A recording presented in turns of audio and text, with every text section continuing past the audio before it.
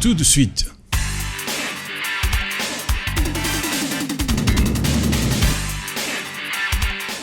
Botelebinaba sobaya bozali scotché na programme ya canal numérique télévision boye malam na nouveau numéro ya tribune libre. C'est vrai que actualité est abondante. D'échéance, il y a membre yoko, il y a équipe, il y a Bawario, en la personne, il y a Jean-Marie Kalumba, ministre de l'économie nationale, opposition congolaise à l'Ubini. Un acte posé par Thomas Ekolo. Démission, il y a Jean-Marie Kabunda, 2 mois et 15 jours après avoir annoncé cet acte na Twitinaye et après avoir été radié na parti IDPS parti présidentiel. Il va garder son siège à député national sur la liste non inscrite. Est-ce qu'opposition, parce que c'est pelana yango, qu'on a koyamba yene sengo, aya ko renforcer rana bango, to bakolobano akoba kosunga mboka bisika awutaki. Pona kukundolango babyanga mimi pale. Valérie Boy, secrétaire national adjoint chargé de la formation idéologique communicateur, il y a SID, parti, il y a Martin Fayoulou Madidi. Mbote.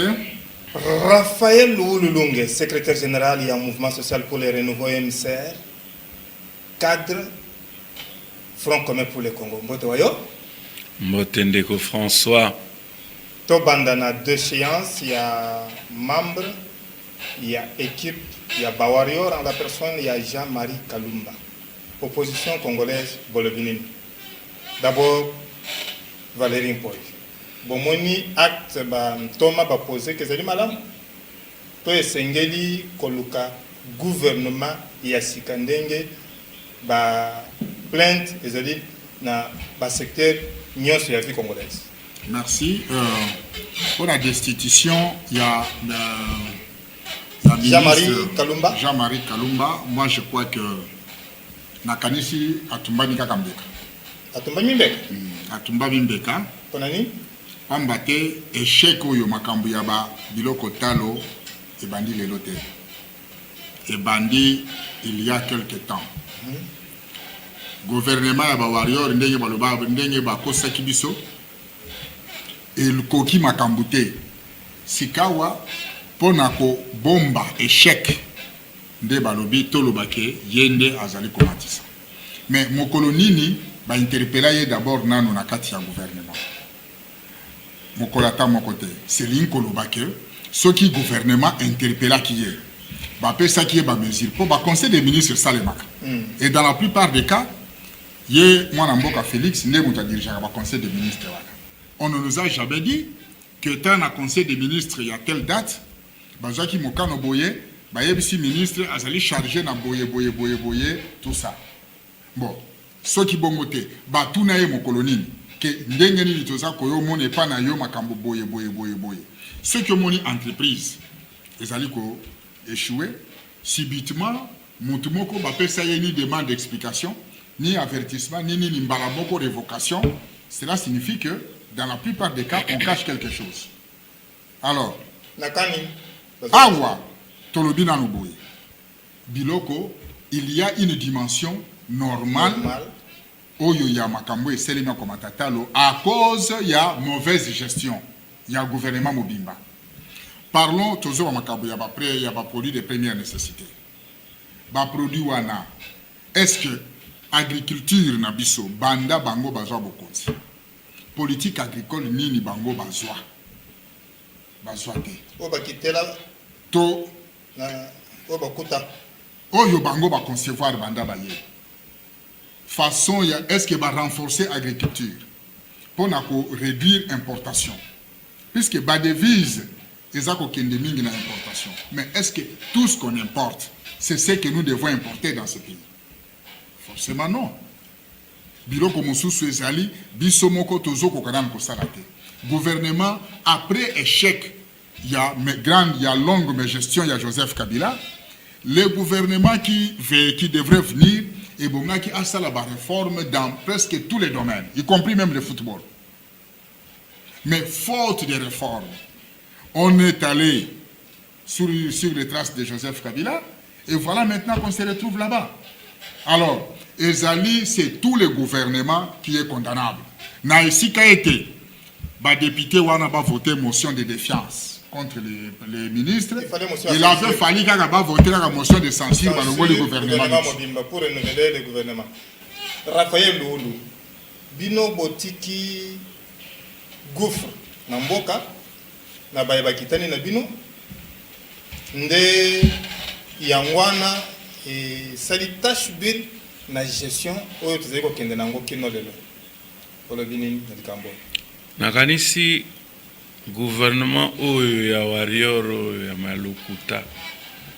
Naïb Saromi Gonyo, so combo ya warrior, bazwa, combo ngani. Un film ya XOR ami bamba bakanisa ke ba osali lo ça ne se justifie pas la gestion du terrain et lo comme côté nesika te omoni ndeko Kalumba wana azande fusible a pété sauté ba moni ke fusible a pété ba mususu ba okosala ta relais okosala ta relais kureleki. Et c'est le gouvernement mobimbe longwa. Motion de censure. Na lobi premier ministre warrior yo mona ka lisusu. Na ba warrior nyonso wana yo kaka bango lisusu. Bazoko ko sala makambo te. Ndeko Kalumba ba pris ezo mata ekita sans tenir compte même ya paramètres économiques. Mais vous parvenez quand même à vous déplacer d'un avion à un autre. Aujourd'hui, il fallait que tu n'aies pas na Kindu Natal au Maniema. Je ne sais pas aller, il n'y a pas d'avion. Il n'y a pas d'avion. Parce qu'ils ne veulent pas aligner. Congo Airways ezali sous na avion te. Tikalika moko ezosala kaka Lubumbashi Kisangani na Goma esili. Ba joueur na biso kutu bakendeki na Éthiopien. Mais ministre des Sports a loué jet. Akenango. Jet ango pelera kozonga na Nigeria bakangiango. C'est pour vous dire qu'il n'y a rien qui marche. Et là comment que zo simbate ndeko Kalumba wana amema gouvernement mo somo na pe gouvernement ke ndeko sala contrat ya kosomba mbisi ezana nune bale.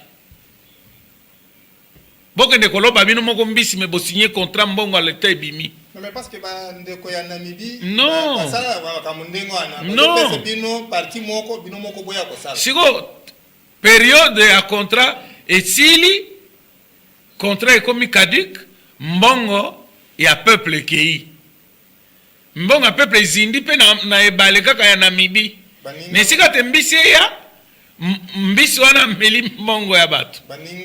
C'est pour vous dire que Ndeko François te eloko moko ezo simba te. Ba député oyo soki bazalaka il y a caisse de résonance T. Ya tata mokonzi ya mboka ne basali motion de censure na gouvernement nyonso libanda po balobi ndeko Kalumba balongoli pour incompétence. Yo yebi ba incompétent boni bazakuna. C'est pas belite. Ah bon? Mais nalobi hein. Vous avez les vrais amis. Les vrais amis sont des peuples. Kamata micro non le kisa. Bakoye biso ke bango nyonso bazo kokate balongwa. Motion de censure. Omoni biloko nyonso yo ezola kisatata mokonzi mboka azokokana ye ko maîtriser batuna été. Union sacrée wana. Makambo esimba te. Balongwa kaka bango nyonso. D'après vous, vous allez se compléter l'un après l'autre que non, il fallait seulement motion de censure de soi parce que l'on puisse avoir un nouveau gouvernement et qu'il y ait un logique. Si et seulement si, ça pouvait être le cas. De sorte à ce que l'équipe Mobimba ya Bawario EKI, Tokoti, Sikoyo, Nashoya Bawazora, et l'équipe Yassika. L'opposition est-elle prête? Vous êtes prêts? Nous ne sommes pas partants. Nous ne sommes pas partants. Nous attendons. Vous n'êtes pas preneur. Non, nous attendons à aller aux élections. Vous attendez à aller aux élections. Le président de la République, Yemoko Alobaki, n'a congrès que tous autres élections. Premier ministre. Premier ministre Warrior, Alobaki tous autres élections. Abanaye Kobimisa Mbongo, ministre de la Finance, Abimisa qui 37 millions pour l'évaporation per électorale. Mais Kadima, Alobina Nazu et Logoté. Alors, assuré biso Logoté.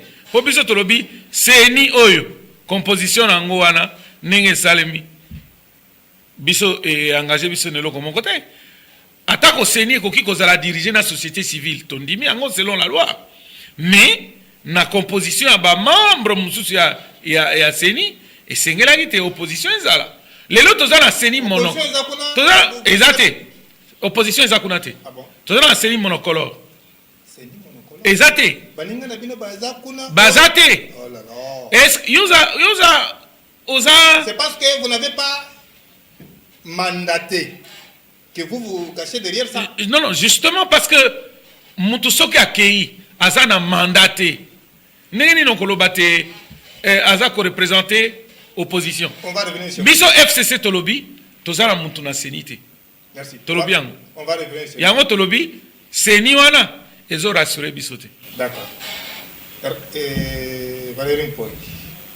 Yope ou appuyer motion de déchéance notre gouvernement ya baorio de mobimbe qui peke boyeto c'est le bawazora et ceux qui bawazora et baye vous êtes prêts dino baye décider particulièrement ensemble en général pour qu'on voit que son mboka ou vous dites aussi vous êtes prêts même tozana tina kokota na bokonzi na bangote kwani pour bas toyebisaki bango uto ebandeli ete nzela wana boponi nzela oyo ya kokende kotambola butu ezana muselu bokokoka nzela wana te oyebi bango mafuta ya wana nde comment est très glissant bango dino surtout oyebi bango bakie kosangana na FCC toyebisa ko bango uto ebandeli ete arrangement na bino arrangement au sommet accord bobibati lelo eyebanaka te donc pour bien dire le pays est dirigé suivant un accord que le peuple ne connaît pas. Bon, qui est propriétaire du pays? C'est le peuple ou ce sont ceux qui ont signé l'accord? Bakei Fondation Ezali Mabé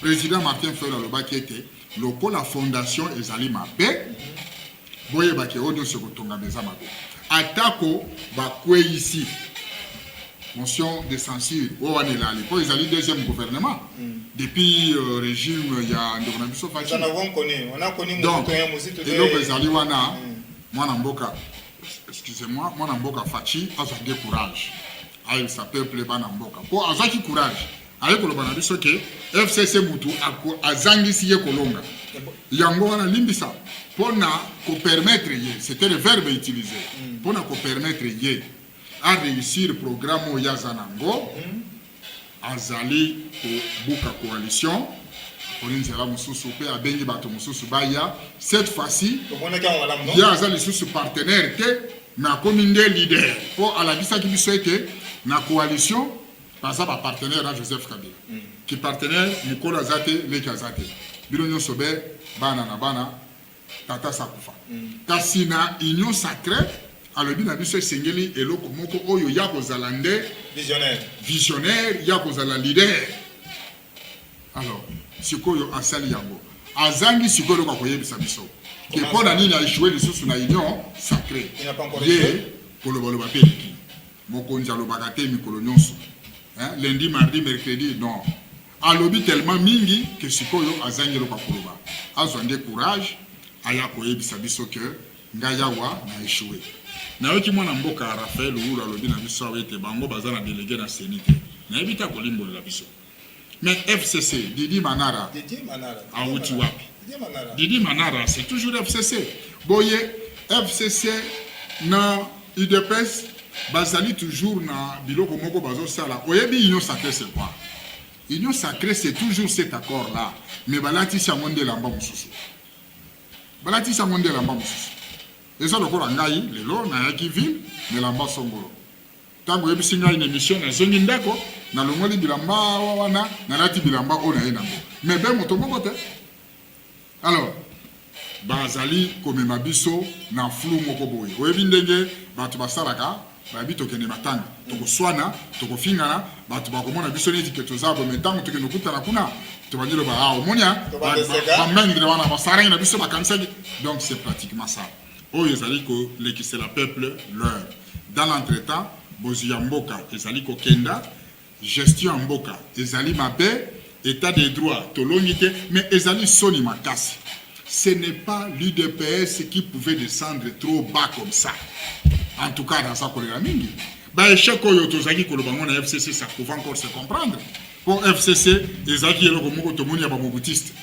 Le même mobutiste qui était avec le maréchal, Batamolina, Moussé Kabila, na Joseph Kabila, on comprenait que Joseph Kabila a bendi bato ya ba mobutiste, azali koloka sikawa, bala kisaye ndenge nini bamvamaka likolo ya mbongo, likolo ya mboka.